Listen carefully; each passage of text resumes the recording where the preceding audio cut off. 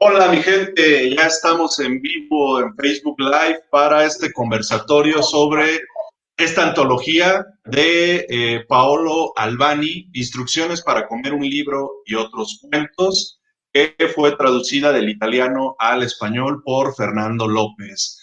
Si en este lapso en el que no estábamos conectados se fueron a ver La Rosa de Guadalupe, ya regrésense para acá, ya llegaron dos personas, ya las demás ya regrésense, ya empezamos. No pudimos comenzar a las 8 por unos problemas técnicos, pero Itzi Paulina ya nos solucionó la noche, ya nos solucionó los tecnicismos de los cuales ni Fernando ni yo sabemos. Ah, está para acá, para allá. Y pues bueno, contentísimo en Silla Vacía porque este libro ya es una realidad, es un proyecto que platicamos con Fernando. Él fue quien me comentó que había que traducir a Paolo Albani porque aparte de la maestría que tiene para escribir, ahorita Itzi, aparte de salvarnos la noche, nos la va a volver a salvar porque va a hacer comentarios sobre el libro. Entonces, Itzi, sí, sí va a llegar tu libro, ¿verdad? Sí. Ya lo leíste en electrónico, pero ya va a llegar en físico. Ya es una promesa dual.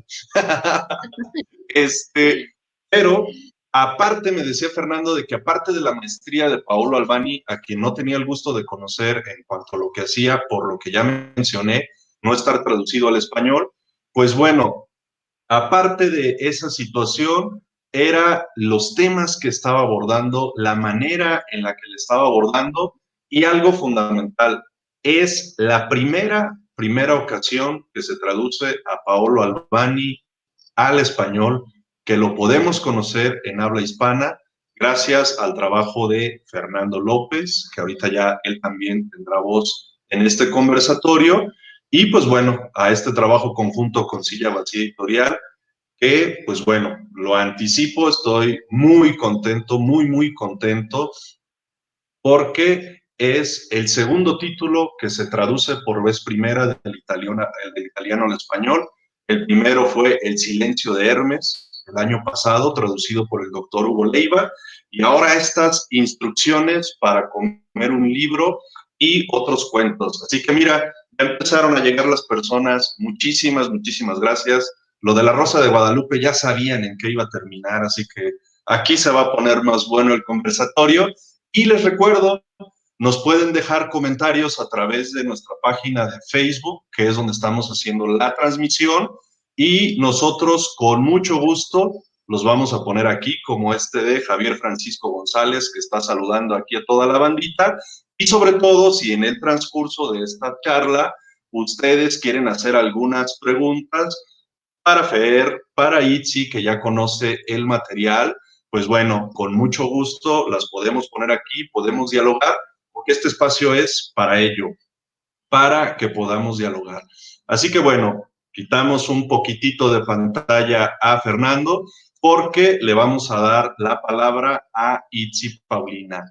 Ella es licenciada en Lengua y Literaturas Hispánicas y maestra en Lingüística. Ha trabajado en medios de comunicación y actualmente es profesora de lengua española y literatura en los niveles de licenciatura y bachillerato. Es parte de la consultoría lingüística Abra Palabra, con sede en Morelia, y realiza actividades de investigación y divulgación sobre escritura académica. Si eso fuera poco, les puede salvar las transmisiones en vivo cuando tengan sus conversatorios. Así que, Itzi, le dejamos la palabra. Adelante. Muchas gracias. Bueno, yo quiero comenzar con una frase, eh, con un pedacito que tengo por aquí a la mano, que no es de Albani, porque me equivoqué y pensé que era una presentación de otro libro. No, no es cierto, porque este libro está referenciado en el texto de Albani y me pareció muy interesante, entonces quiero comenzar con un texto que no es de él, pero que sí nos lleva a él. Cada gesto que hace el jugador de puzzle ha sido hecho antes por el creador del mismo. Cada pieza que coge y vuelve a coger, que examina, que acaricia, cada combinación que prueba y vuelve a probar de nuevo, cada tanteo, cada intuición, cada esperanza, cada desilusión, han sido decididos, calculados, estudiados por el otro. Esta es una cita de Perec en La vida, instrucciones de uso. Este es uno de los textos con los cuales abre el texto de Albany. Y me parece muy interesante porque de cierta manera se convierte en una declaración de lo que vamos a encontrar a lo largo del libro. Este libro a mí me recuerda mucho cómo es que leer se convierte en un acto interactivo. Desde la lingüística lo hemos estudiado, lo hemos abordado muchísimo desde la comprensión lectora y hemos hecho modelos para explicar cómo funciona la lectura y cómo se convierte en un diálogo con el texto y con el autor. Albany nos explica su propia lectura, nos explica su propia lengua mediante sus propios modelos literarios. Pero Albany no nos enseña ni nos adiestra, sino que él más bien nos dispone los elementos que vamos a necesitar para que cada individuo construya su propio texto. Incluso en su calidad de instructivo, que pudiéramos pensar que es muy sencillo de seguir, en realidad implica un reto de lectura donde el lenguaje es la materia prima. Parece que hay muchos lectores en cada cuento. Se vuelve una, sin planearlo, lectora de Manganelli, de Pirandello, de Borges, de Joyce. Porque sea como referencia o sea como inspiración, sea como comparativo de lo que no es este libro, las pistas están puestas ahí sin ningún azar.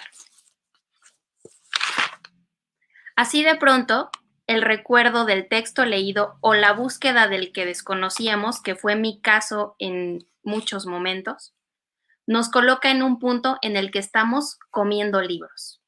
Y entonces uno encuentra tantas referencias que se siente motivado para buscar de dónde nacen esos nombres y por qué están puestos en el cuento. Ese Perec que se coloca desde el primer cuento se insinúa para las y los lectores como una declaración de lo que vendrá, de lo que se experimentará.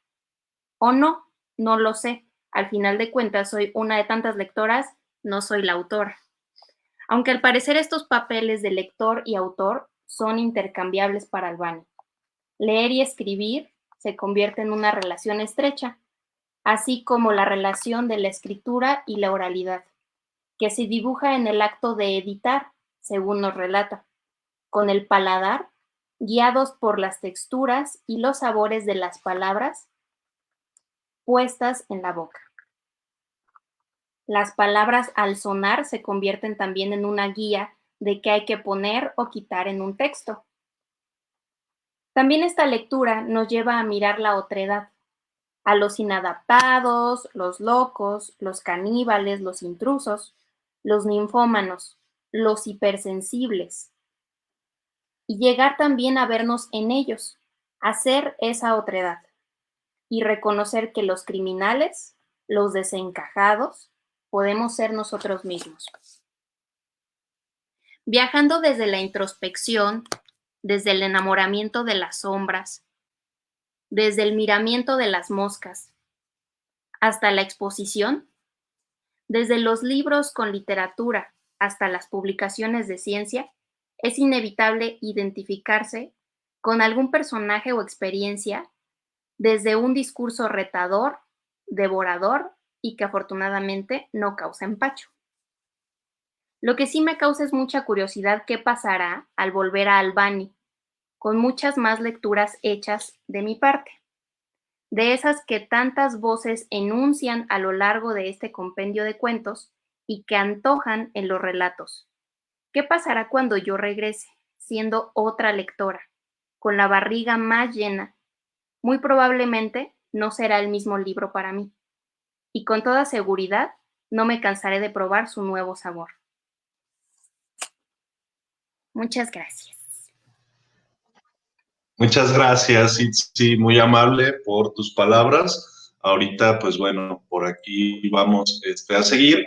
Y a las personas que ya se conectaron, también muchas gracias. Nos dice David Rivera que qué bueno que ya comenzamos, porque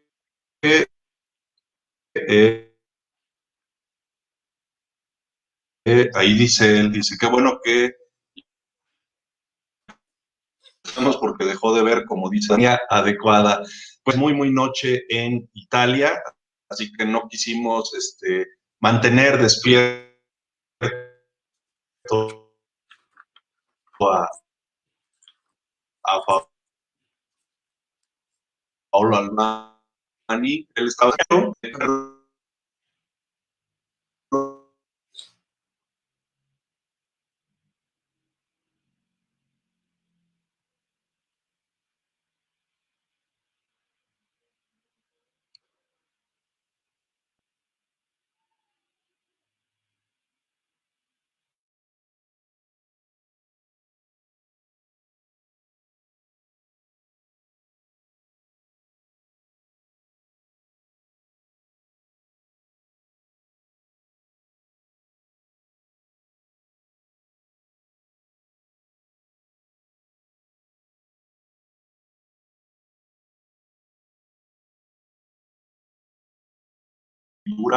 recreativa.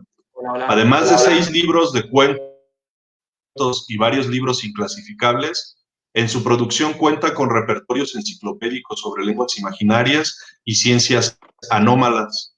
Dirige la revista de rarezas literarias Tecne. Humberto Eco lo definió como un compilador de anomalías y monstruosidades. Y el crítico literario Andrea Cortellessa lo acaba de calificar como uno de los autores italianos del nuevo milenio. Ahí nada más se las dejamos. Y en este sentido, pues bueno, les compartimos este abstract de la entrevista que le hizo Fernando López al propio Albani. Por eso en el conversatorio habíamos dicho que él iba a estar presente, no desvelándolo, pero sí en un trabajo previo que tuvo a bien hacer Fernando y que, como él dice, ya se dio cuenta que eso de la subtitulada se lleva mucho tiempo. Así que, Fernando, no sé si quieras decir algo previo. Ajá, adelante, sí, adelante, Fer. Sí, Miguel, gracias. Nada más comentar brevemente que, bueno, es una entrevista que le hice el martes pasado, el día 3. Y bueno, la entrevista al final fue como de unos 20-25 minutos, entonces bueno, lo que hice fue reducirla un poco para la presentación, quedó en unos 7-8 minutos ya editada con subtítulos y todo, y bueno, decías a lo mejor de la posibilidad de luego colgarla completa en la página por si a alguien le interesa, ¿no? Claro, claro, eso lo damos por hecho. Y pues ahora, pues bueno, Itzi, si nos puedes salvar Vamos la allá. noche y puedes poner, dejamos la entrevista, vale.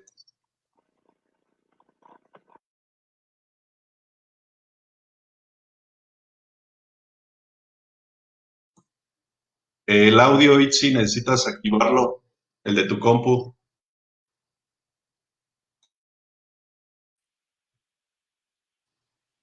Ahora sí, ajá. Appunto l'Opificio di letteratura potenziale, che è la versione italiana dell'Oulipo francese, che è questo gruppo a cui hanno partecipato che lo ha fondato insieme a François Le Lyonnais, Italo Calvino, Perec e altri grandi scrittori, e si muove facendo degli esercizi che sono basati su una regola ben precisa. La cosa più famosa è ovviamente la disparizione di Perec, che è tutto un romanzo senza la E. Però io non sempre diciamo mi muovo nell'ambito plebiano, cioè alcuni racconti poi sono più surreali, comici, paradossali. A me piace molto l'elemento, diciamo, del verosimile, no? Che anche le cose più assurde vengono presentate come se fossero vere. Beh sì, Cortázar è uno scrittore che amo particolarmente, e anche quel libro che tu hai citato adesso, che sono appunto tutte queste istruzioni che sembrano a volte appunto banali e surreali. Istruzione per mangiare un libro è nato come prefazione appunto a una raccolta di testi sulla bibliofagia, che è questa sorta di amore viscerale e corporale verso i libri. C'era qualcuno che pensava che si assimilasse molto meglio i libri se si mangiavano. se si mangiava, ma insomma poi mi sono divertito un po', ho preso spunto da questo per divertirmi a cucinare dei libri, e tenendo conto di quella che è la personalità degli autori che citavo. La patafisica è la scienza delle soluzioni immaginarie, è un po' uno sberleffo contro, diciamo, gli accademismi, le seriosità, il prendersi troppo sul serio. Direi che lo spirito patafisico attraversa un po' tutti i miei racconti. Beh sì, io mi aspetto che in qualche modo resti sorpreso, che non resti passivo dalla lettura dei miei racconti.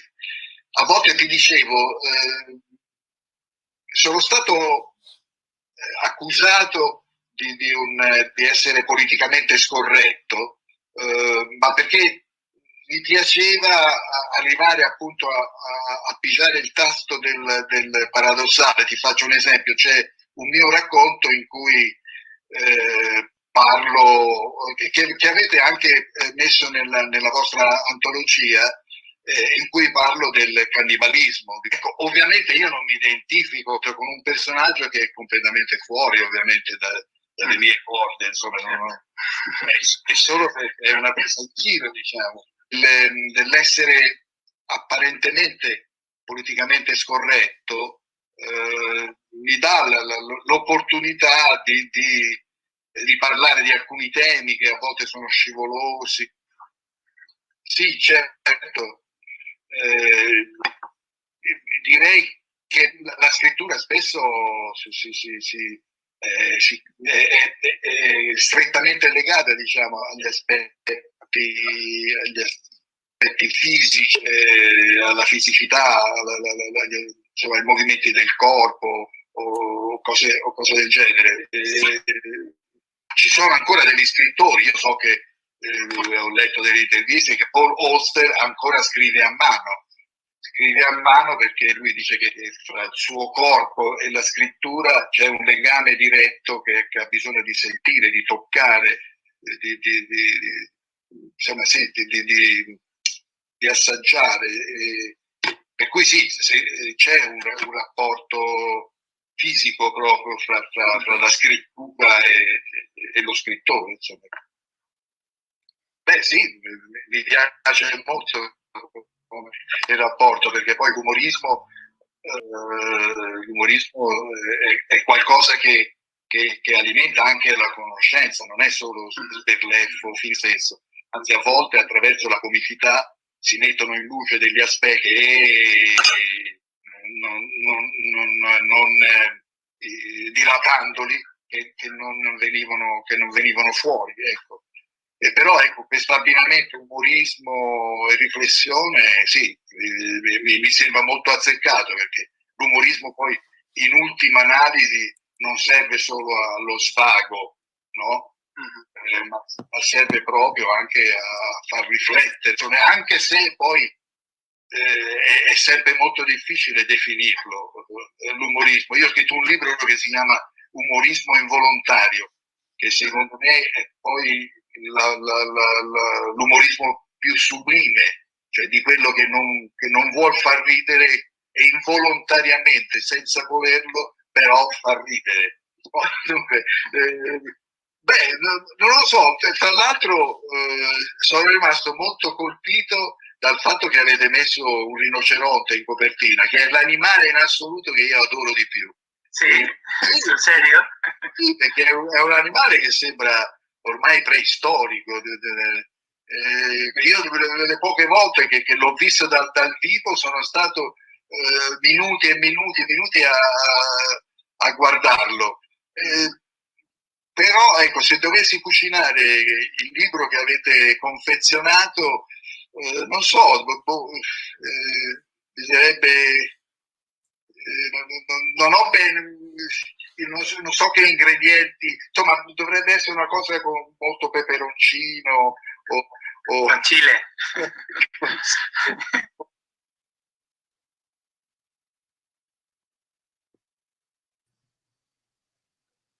Bien, pues ahí lo tienen, ¿no? Paolo Albani de viva voz, como decía Fernando, una entrevista que le acaba de hacer el martes, y pues bueno, ahí con el solo escucharlo hablar y con el ver sus facciones, pues ya se pueden ir imaginando muchas cosas respecto al contenido, y para ello, pues bueno, aparte del autor en italiano, Paolo Albani, pues un privilegio tener este proyecto y sobre todo, pues que una persona tan dedicada como lo es Fernando, pues se haya encargado de eso, de apropiarse de ese contenido y de pasarlo a la lengua española. Apuntarlo a algo que ya Fernando comentaba en una entrevista, pues él es español y tenía como ese doble dilema, quizá ahorita nos pueda hablar algo al respecto, de pues no hacer una traducción como tal en el español de España, vaya, sino algo pues más mexicano. Así que me parece que lo consiguió a la perfección. Como editor trabajé muy a gusto con él en todos los sentidos. Fuimos solventando las vicisitudes editoriales que en todo proyecto se integran. Y pues sí, ahora que me decía Fernando que pues bueno, coincidimos en ese gusto por el poner un rinoceronte en portada, ni enterado. Había 3 diseños para la portada, o al menos 3 propuestas que fueron las que hice, y pues bueno, quedó el rinoceronte y ahora sí que le atinamos. Así que pues bueno, para cederle la palabra a Fernando, me permito leer una muy breve semblanza suya. Fernando López Menéndez estudió Filología Hispánica en la Universidad Autónoma de Madrid y Filosofía de la Cultura en la Universidad Michoacana de San Nicolás de Hidalgo. Es profesor de Lengua Española y Literatura en secundaria y bachillerato. Forma parte del comité editorial de Lengua de Hojalata, donde participa en varios proyectos de libro-álbum. Traductor al italiano, obviamente, de esta antología, y Fernando actualmente prepara una tesis doctoral sobre la obra de Agustín García Calvo, ello en el Instituto de Investigaciones Filosóficas de la Universidad Michoacana. Así que, pues bueno, Fernando, te damos la palabra. Gracias, Miguel. Gracias también al señor Tarántula y al equipo de Silla Vacía en general por el rigor y el cuidado en la edición. Yo también trabajé muy a gusto, hubo siempre mucho diálogo entre nosotros.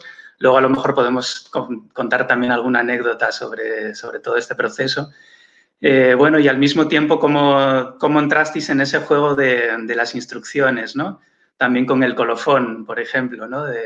Que creo que son cosas que al final pues también le dan un valor añadido a la edición. Por supuesto, muchas gracias también a Itzi por aceptar la invitación para comentar el libro. Estoy muy de acuerdo en las cosas que dijiste.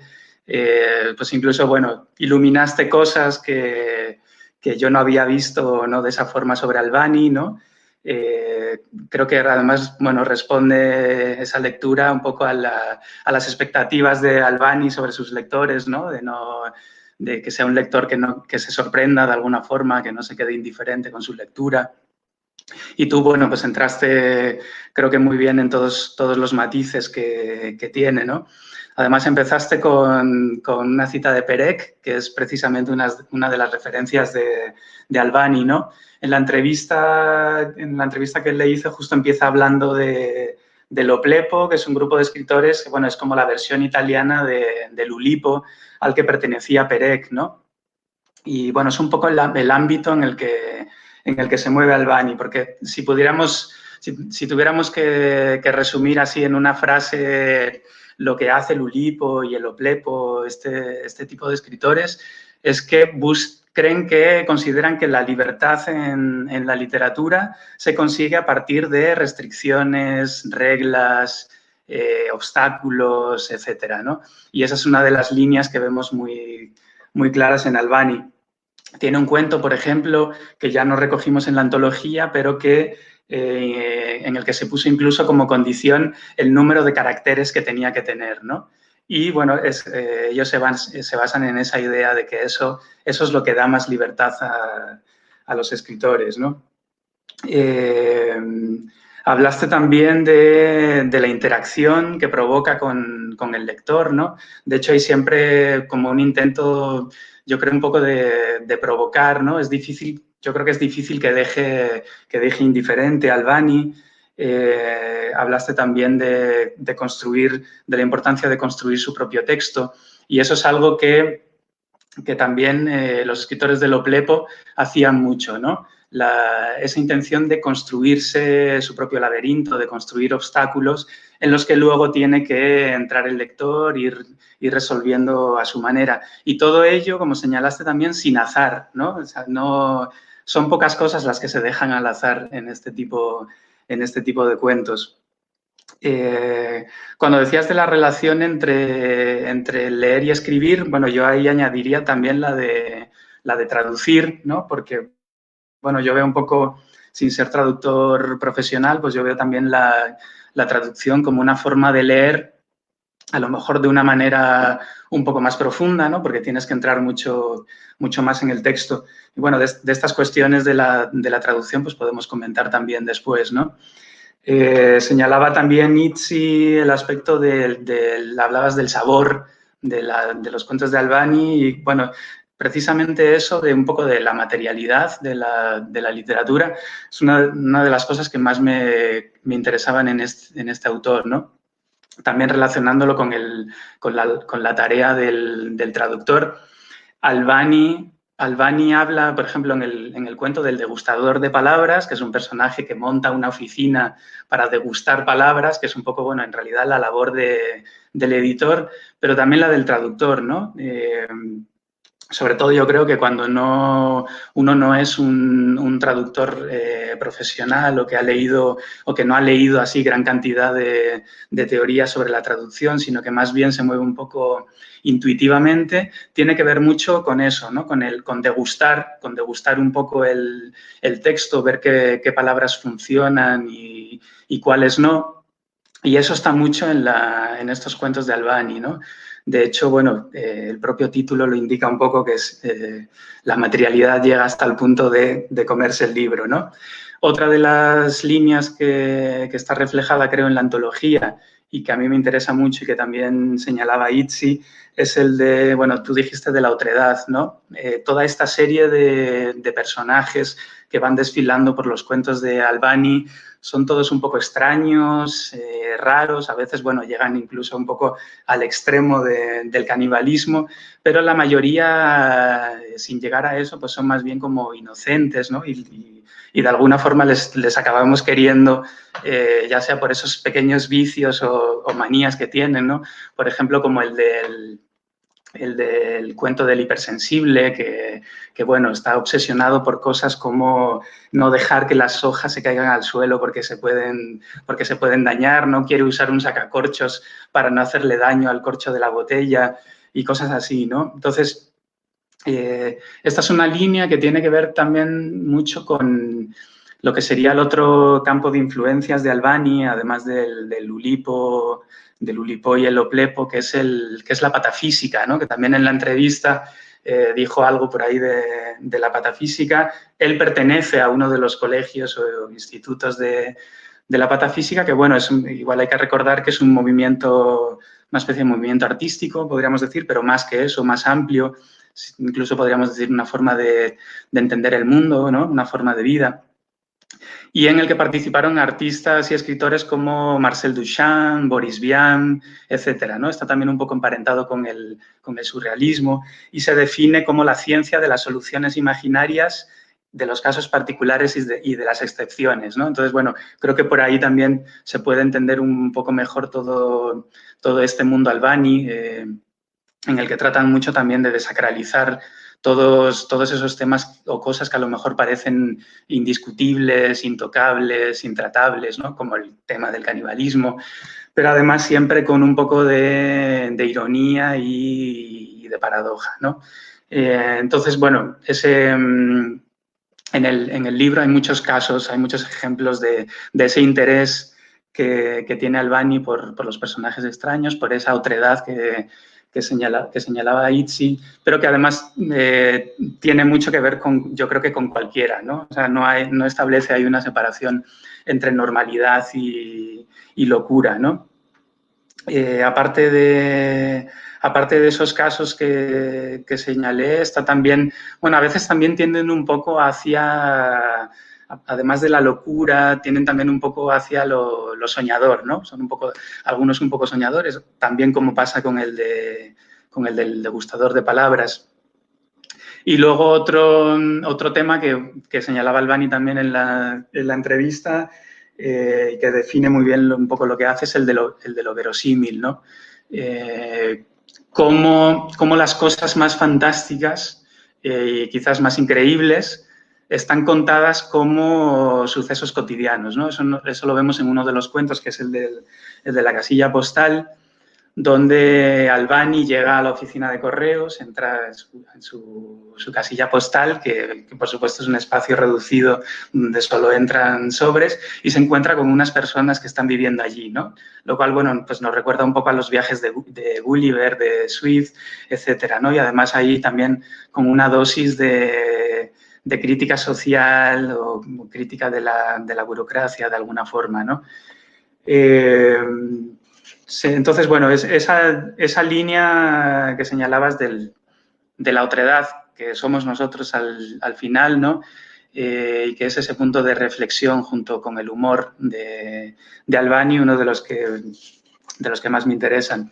Bueno, me alegra también que hayas dicho que es un discurso retador, ¿no? Porque efectivamente tiene ese punto provocador, o como decía en la entrevista, también un poco quizás que de alguna forma se puede entender como políticamente incorrecto. Y también lo que señalabas de volver a Albani, ¿no? Es interesante porque eso implica una relectura a partir de todas esas pistas que va dejando sobre otros autores, ¿no? Creo que hay otro de los puntos interesantes de Albani es que hay una expansión ahí, literaria hacia otros autores. Igual que yo llegué a Albani precisamente por el Oplepo, ¿no? Pues Albani te puede llevar a muchos otros escritores y bueno, releerlo con esas lecturas pues puede ser también muy enriquecedor. Y bueno, me alegro de que no te hayas empachado con el libro de Albani. Veremos ya cuando lo tengas en físico y te lo puedas preparar con peperoncino, como dijo él. Y bueno, porque efectivamente además es un poco esta antología un aperitivo, ¿no? Pues es muy breve en realidad. Comentaba con Miguel que casi te lo puedes leer en un viaje en la combi y luego ya probar con otras relecturas, ¿no? Y bueno, por ahí, no sé si queréis comentar algo más o que hablemos acerca de la traducción. Si quieres, bueno, para comentar, justamente, pues me parece, para las personas también que nos están escuchando, pues bueno, lo importante es que en México, en Morelia, ya tenemos ejemplares disponibles. Este libro también se consigue a través de Amazon, justamente por esta situación que decíamos, que es la primera ocasión que se traduce a Albani. Como ya lo decía Fernando, pues sí, es un aperitivo, pero de algo mucho, mucho más amplio. El propio Albani en la entrevista mencionaba algunos adjetivos sobre su propia obra. Decía, puede ser surreal, cómica, esperaría que sorprenda al lector, pero en este sentido, justamente lo que sí les puedo garantizar es que sí se van a sorprender con este aperitivo. ¿Por qué? Porque es un trabajo muy, muy lúdico, el cual se está presentando y donde se nota la maestría de quien escribe y donde el mismo Albani lo decía, hablar desde lo políticamente incorrecto le permite utilizar el humor para generar reflexión. Así que en este libro lo que van a encontrar es un prólogo de Fernando, que es con lo que abre estas instrucciones para comer un libro.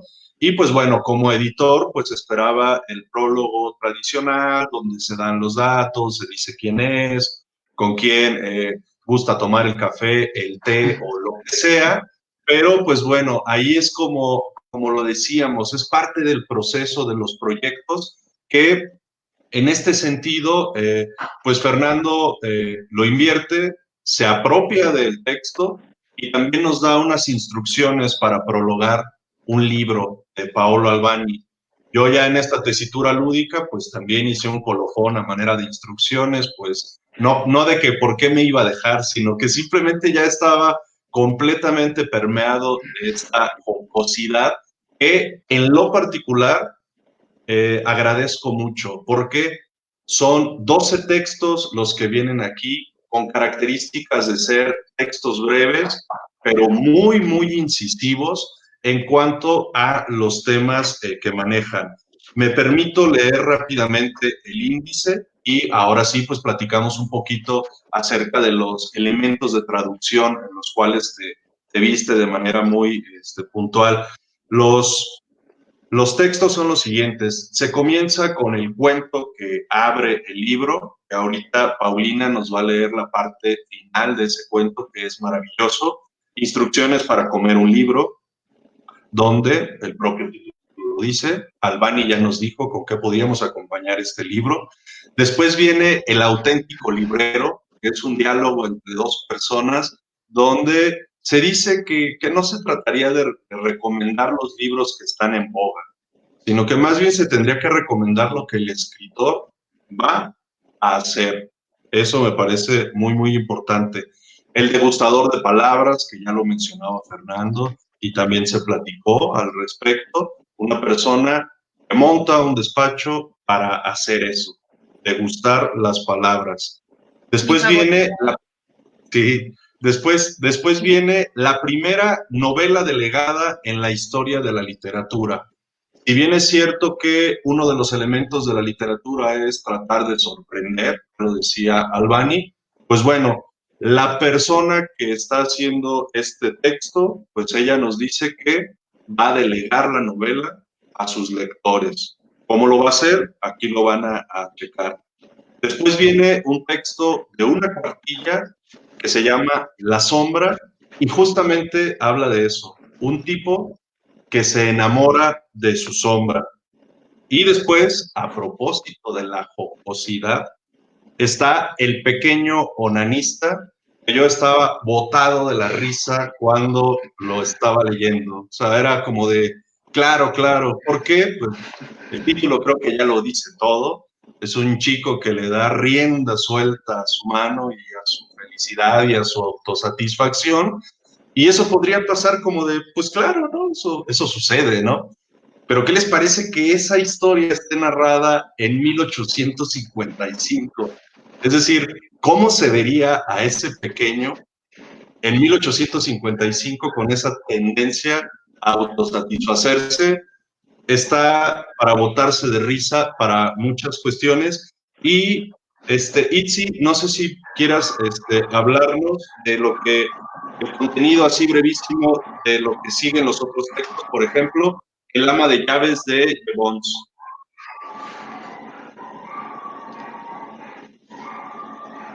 Ese texto del ama de llaves me parece súper interesante porque toma temas de la ciencia, también temas que tienen que ver con el plagio de cierta manera, ¿no? Entonces, creo que es un poco una crítica, una burla, es como bajar del pedestal a la ciencia un poquito y decir de dónde proviene de pronto el conocimiento científico y cómo tomamos justamente lo que decían, soluciones absurdas para tantas cosas.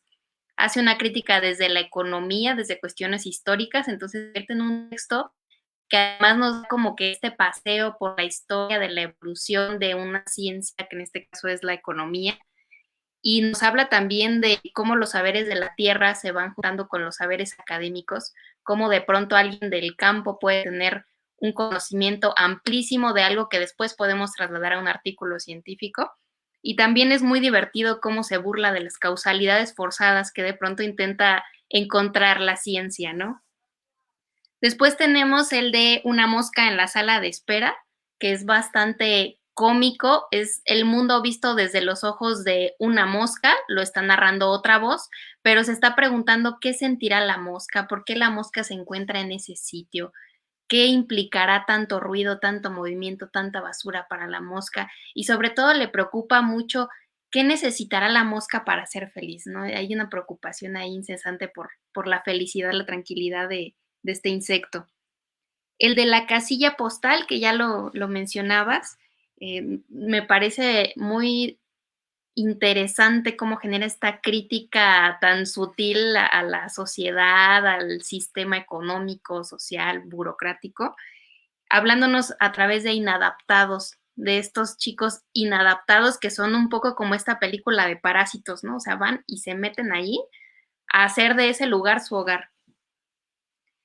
Y también ese lo conectamos mucho con la otredad que se maneja en el onanista, que es este chico con la mano veloz, ¿no? O sea, como tenemos dos ejemplos de gente que únicamente buscaba el placer, realmente no estaba haciendo nada malo, pero a costa de ciertas normas sociales que entonces castigaban, y en alguna parte Albani lo dice así textualmente, el castigo al placer, ¿no?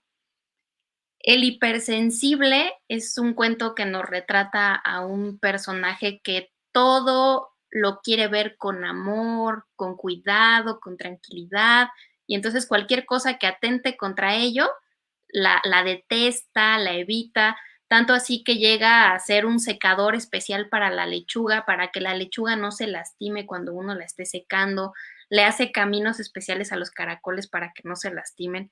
A mí ese cuento me encantó, porque creo que tengo mucho del hipersensible y ya me sentí un poco menos rara porque ya me identifiqué en esa rareza que retrata Albani. La reacción habla sobre unos caníbales, habla sobre el terror. Este cuento lo encontré hasta con una esencia como de Horacio Quiroga, que ya se empieza a convertir en un poco horripilante, un poco atemorizante. Y por último, Los vecinos, donde recopila el personaje declaraciones de vecinos de criminales. ¿Cómo veían esas personas a sus vecinos? ¿Se imaginaban que podían cometer actos atroces? ¿Qué hacía un asesino en su vida cotidiana? ¿O qué hacía la esposa antes de destazar en pedacitos a su marido? ¿Qué hacía el sujeto que se suicidó? Y entonces se da cuenta de que nadie sospechaba nada, que todos en apariencia, al menos para afuera, eran personas muy tranquilas, muy normales y entendiendo normalidad otra vez como encajamiento social.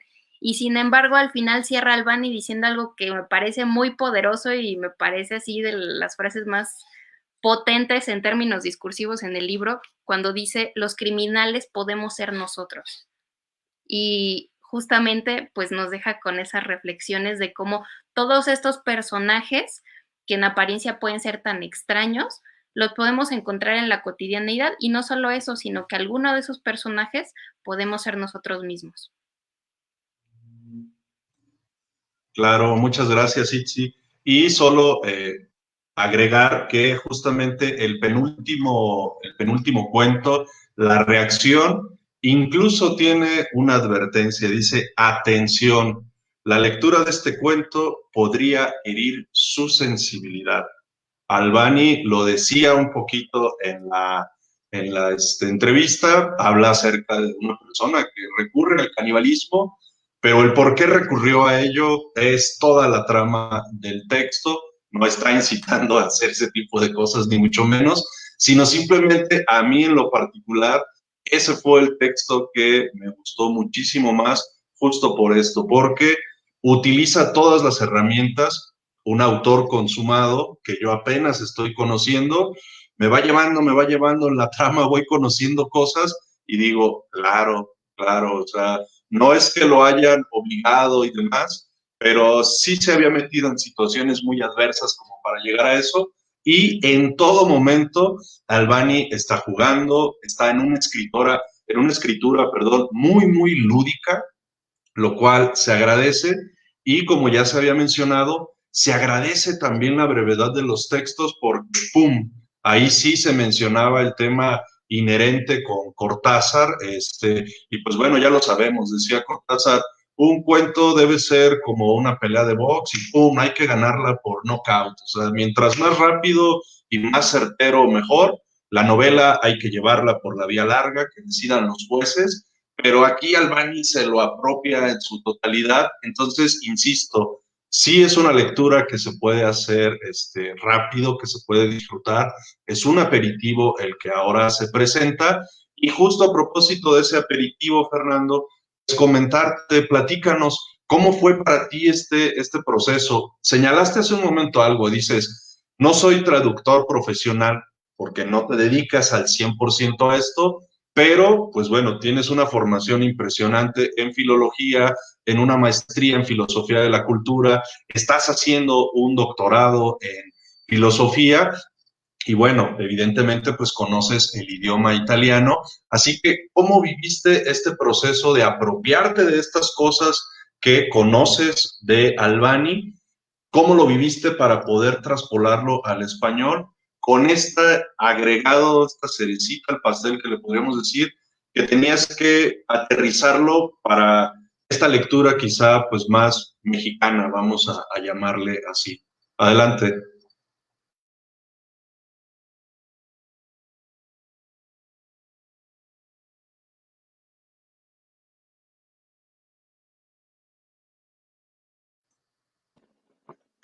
Hola, ahora sí. Bueno, pues como decía, yo veo más la traducción como una forma de profundizar en la lectura, ¿no? Digamos que esta es un poco así la primera traducción un poco más larga que hago y que se publica, ¿no? Había hecho otras traducciones un poco, bueno, un poco más para mí, para probar como ejercicio. También algunas de poesía, más que de cuento. Y esta, digamos que fue ya la primera como un poco como proyecto, ¿no? Y ya pensando además en una publicación, ¿no? Aunque empecé a traducir los primeros cuentos de Albani, en realidad sin saber si algún día se iban a publicar o no, pero prácticamente la mitad de los libros, de los cuentos que traduje, pues ya, digamos que ya había un acuerdo en firme con Silla Vacía y por tanto ya hay un compromiso, ¿no?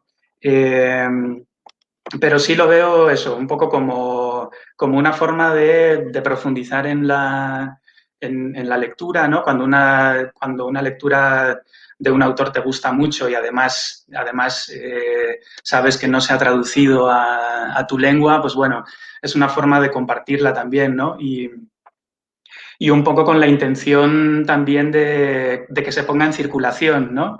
Comentábamos antes con Miguel, bueno, de cómo cuando se tiene una editorial, un poco la labor consiste también en crear ciertos públicos, ¿no?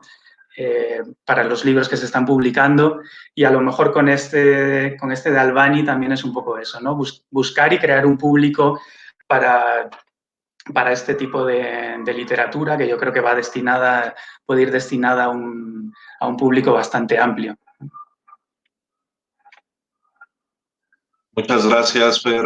Pues bueno, si les parece, voy a leer un fragmento del cuento La Sombra y posteriormente, pues Itzi, si nos pudieras hacer el favor de leer la parte final del el cuento que da título. Bueno, yo les leo un fragmento de La Sombra. Tiene un epígrafe de Mircea Jacobi. Dice Jacobi, haría falta ser nuestras propias sombras para cambiar forma y dimensión, aún permaneciendo nosotros mismos. Fin del epígrafe. Un tipo se enamoró locamente de su propia sombra, una sombra elástica, lánguida, de la que apenas se notaba su contorno huidizo.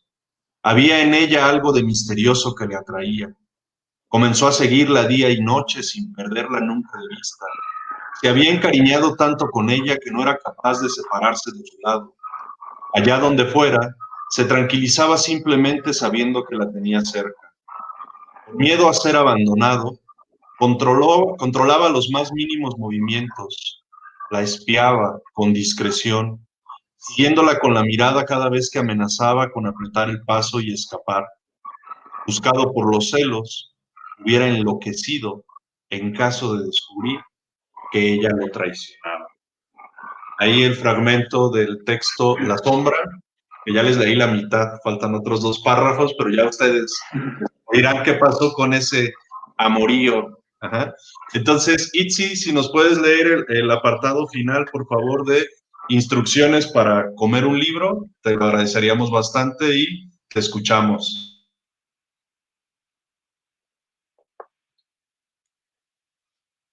5. Sugerencia final. Tengan cuidado y recuerden que, así como en el campo de la micología hay algunas especies de hongos que son venenosas, en el de los libros existen ejemplares nocivos, por lo que hay que estar alerta y considerar que no todos se pueden comer. Hay algunos definitivamente incomestibles, tóxicos o mortíferos, y otros que exigen un procedimiento especial para ser cocinados como es debido. No se vayan a estropear y volverse poco apetecible.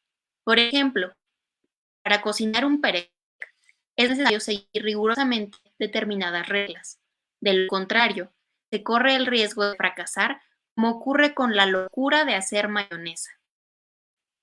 En caso de preparar un buen plato a base de páginas de Selim, conviene antes que nada retirar los innumerables puntos suspensivos diseminados por el texto, los cuales, igual que el ajo o el pepino, pueden resultar indigestos. Para cocinar bien el Ulises de Joyce, aconsejo hacerlo como fricasé, relleno de Macedonia de palabras.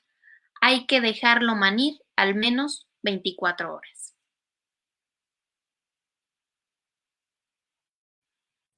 Pues ahí lo tienen, unos esbozos, unos fragmentos de estas instrucciones para comer un libro y otros cuentos. Y pues bueno, para ir cerrando, a mí solo me restaría pues agradecerles. La verdad, siempre es como esa situación, ¿no? Dirían, pues claro, ¿qué le queda hacer sino recomendar el libro? Pues él lo editó, ¿no? Ahí con su sello. Pero no, en serio. Hace un momento, y qué bueno que lo dijo Fernando, él lo comentó.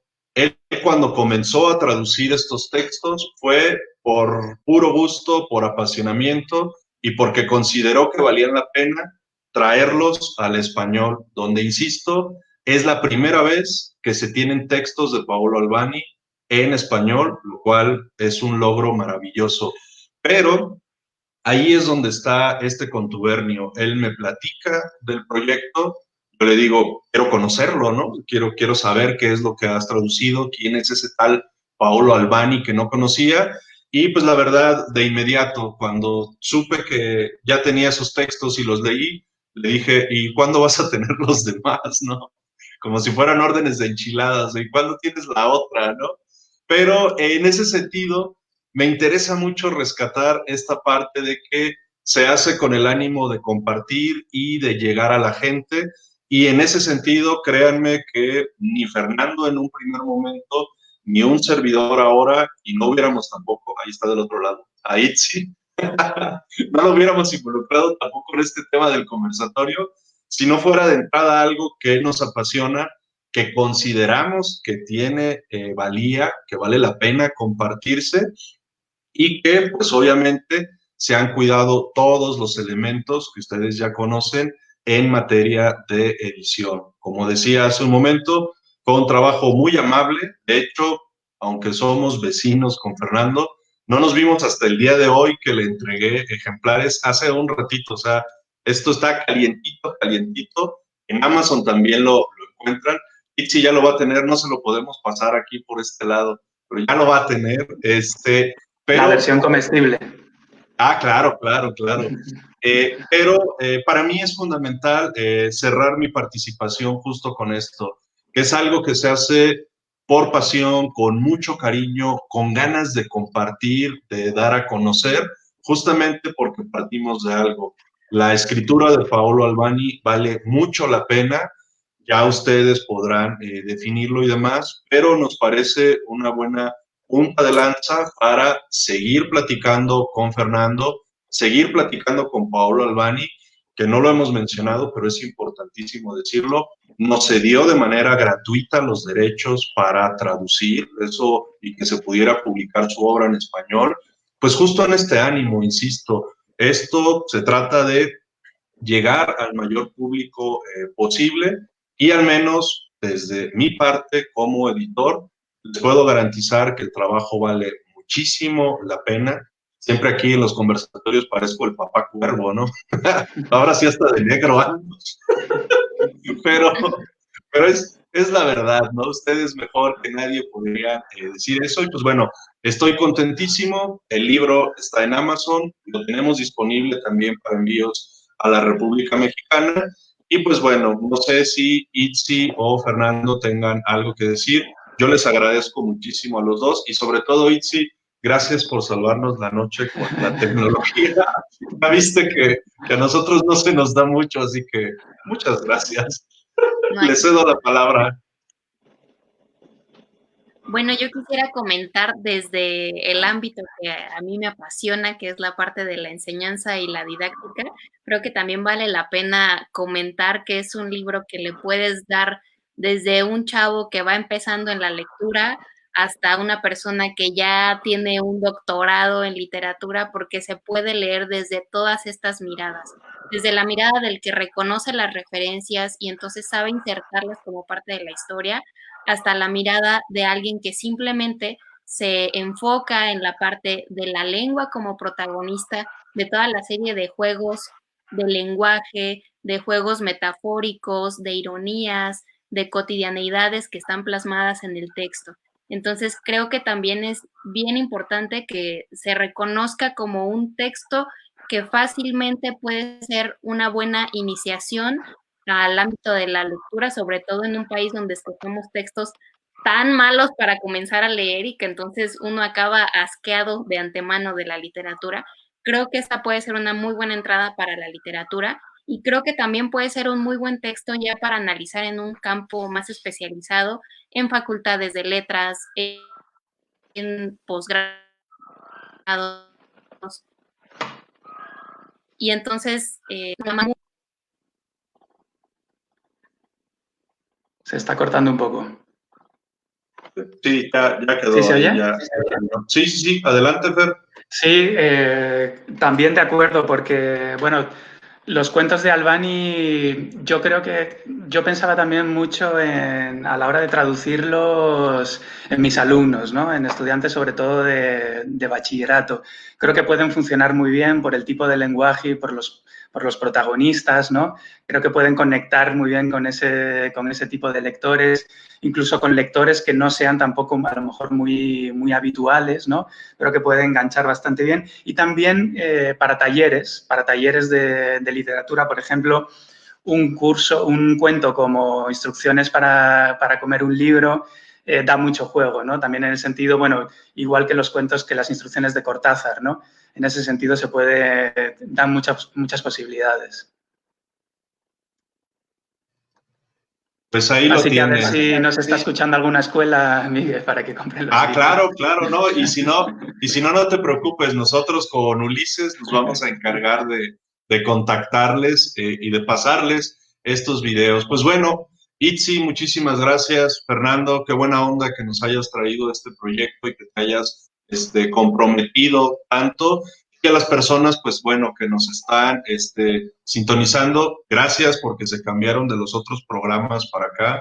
Muchas gracias. Y pues bueno, estas instrucciones para comer un libro y otros cuentos ya están disponibles en Silla Vacía Editorial, ya están disponibles en Amazon y pues no me resta sino desearles una bonita noche. Gracias por acompañarnos y pues buena vibra, mi gente.